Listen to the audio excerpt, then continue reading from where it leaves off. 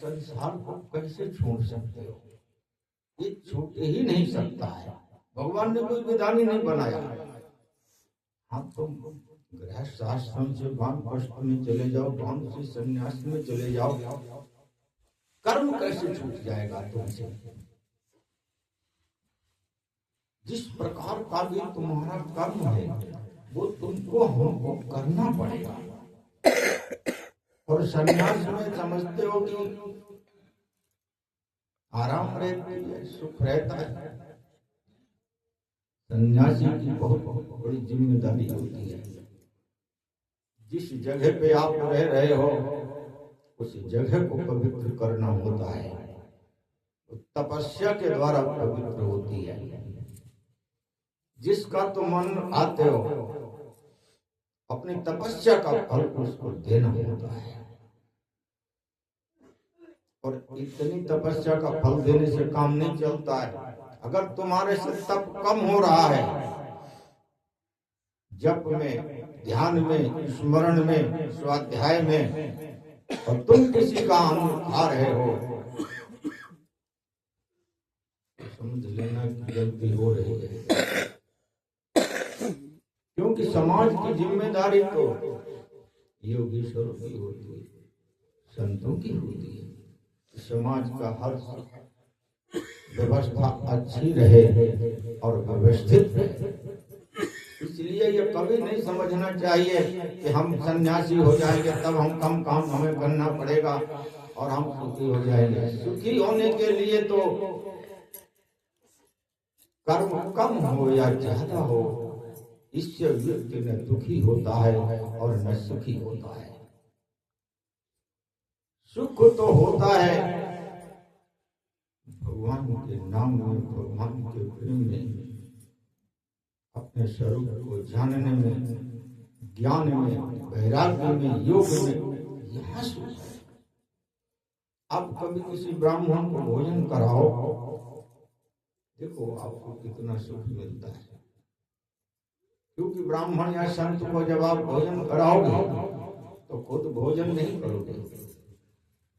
रसोई जब बनेगी, भगवान को भोग लगेगा आपके घर में, आप ब्राह्मण को भोजन कराओगे। आप भूखे होगे और ब्राह्मण को और संत को जब भोजन करा रहे होगे उस समय उस आनंद की अनुभूति करो। वो सतगुण का, ब्रह्म का आनंद होता है। उस अनुभव में जाओ, तब तुमसे शुभ कर्म ज्यादा होंगे। जब तक अनुभव नहीं करोगे, धर्म का अनुभव करना बहुत आवश्यक है और अधर्म का भी अनुभव करना आवश्यक है। अधर्म से यह समझो कि ये जीव पाप कर्म में कितना जाता है, इसलिए हमें इसका त्याग करना है। और धर्म का इसलिए अनुभव करो कि हमें कितना सुख मिलता है, इसलिए हमें इसका अनुभव करना है। तो भगवान ने कहा कि सत्यम धर्मम च, सत्य बोलोगे, धर्म का आचरण करोगे, सुखी हो जाओगे, सुखी रहोगे। अब ये स्थिति चाहे ब्रह्मचर्य में हो, चाहे गृहस्थ में हो, चाहे वानप्रस्थ में हो, चाहे संन्यास में हो, सत्य और धर्म का आचरण करोगे, हर अवस्था में, हर स्थिति में सुखी रहोगे। और ये आचरण नहीं करोगे तो चाहे सन्यासी हो जाओ, चाहे यज्ञ और भंडारे करो, चाहे कितने धर्म के कार्य करो, न तुम खुद सुखी होगे और न तुम्हारे आचरण से संसार सुखी होगा। जब तक आचरण में भगवान की आज्ञा आएगी नहीं, सुख नहीं मिलेगा। खूब समझ लेना, क्योंकि भगवान की जो आज्ञा होती है, भगवान ने कहा है संध्या उपासित, वेद का वचन है, संध्या करनी चाहिए। क्यों? अरे संसार के कार्यों को भी करो, क्योंकि ये भगवान का ही रूप है सर्वत्र। किसी के साथ छल प्रयोग मत करो। जब कभी भी हमारी जिम्मेदारी आए हम उसको अच्छे से निभाएं। भगवान ने जब ये कहा है कि संध्या वासी की संध्या करो, तो सुबह बैठो, स्नान के बाद ध्यान, ये बताया गया है। स्नान फिर ध्यान, बहुत पुरानी परंपरा है। कहते हैं स्नान ध्यान हो गया तो सबसे जब पहले स्नान फिर ध्यान। ध्यान करो परम पिता परमेश्वर का।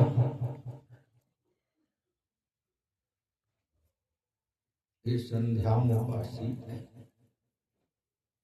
ध्यान का मतलब यही है कि पूजा करो तो भगवान के स्मरण में रहो, जप करो तो भगवान के स्मरण में रहो, एक आसन पे बैठ के भगवान का ध्यान करो तो वो भगवान का स्मरण है, वो ध्यान है।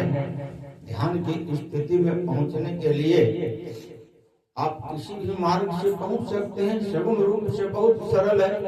भगवान के चरणों का स्मरण करो और संसार के व्यवहार का त्याग करके भगवान के चरणों में जैसे ही बैठोगे एकाग्रचित्त होकर के एक आसन से भगवान के चरणों में मन लग जाएगा। ये संसार का व्यवहार ही रुकता है और इसी को हटाना होता है, इसी का त्याग करना होता है। भगवान दूर नहीं है, हमेशा पास में रहते हैं, लेकिन हम संसार के व्यवहार में लगे रहते हैं। इसलिए हमारा संबंध न अपने आप से हो पाता है और न ईश्वर से हो पाता है। भगवान के वचनों का जैसे ही पालन करने लगोगे अपने आप सब कुछ होने लगेगा। यही संसार है, सब कुछ अच्छा होता चला जाएगा और सब कुछ वृद्धि में जाएगा, शुभ भी होगा और लाभ भी मिलेगा।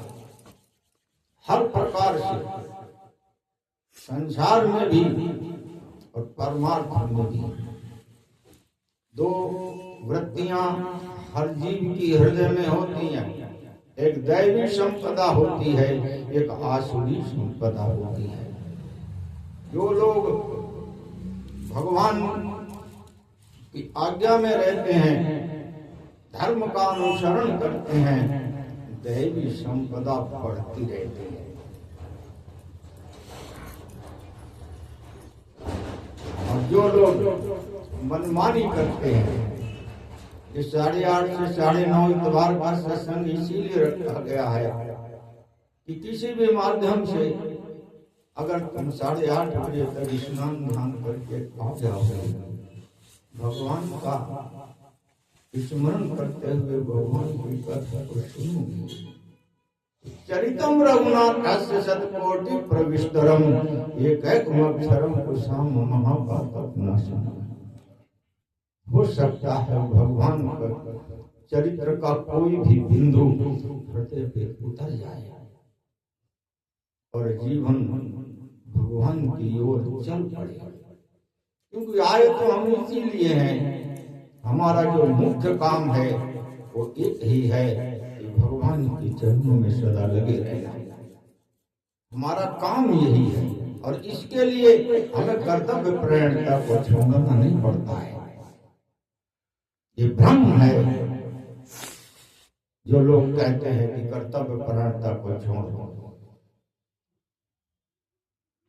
एक ही काम भगवान का स्मरण करना मुख्य और बाकी कर्तव्य परायण में लगे रहोगे तो सब सेवा भगवान की होती रहेगी। न तुम कभी भगवान से अलग होगे, भगवान तुमसे अलग होंगे। ये योग सिखाता है, ज्ञान भी यही बताता है। वैराग्य का मतलब ये है कि संसार को समझ लो कि ये किस प्रकार का दुख देता है और भगवान को भी समझ लो कि किस प्रकार से हर जीव का ज्ञान और सुख का समुद्र होते हैं।